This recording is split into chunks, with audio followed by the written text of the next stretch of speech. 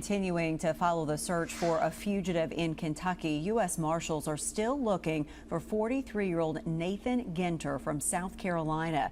Just tonight, they increased the reward to $10,000 for information that leads to his arrest. Ginter has been on the run since last week. He failed to show up for his trial, where he was convicted on child abuse charges. He is thought to be traveling with 32-year-old Riley Pearson, also from South Carolina.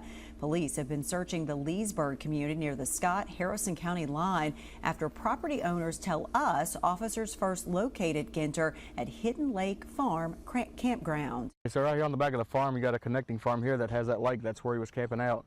And then it's got a wooded area that's kind of blocked off here in the back. And then it's just open field here because we have the cattle here, some cattle back there too.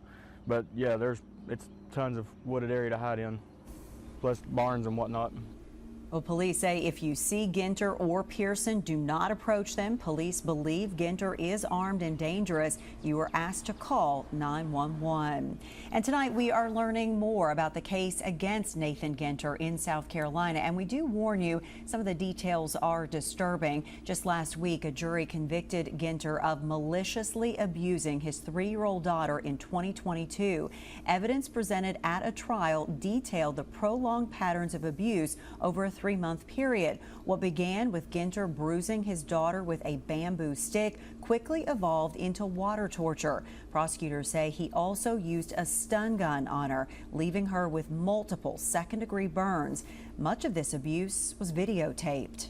His sister testified that he would do that over and over again, all because she would cry or ask him to repeat himself. Well, there is an update on the little girl's condition. Lead prosecutor Anna Browder says she is doing much better and is now safe with other family members.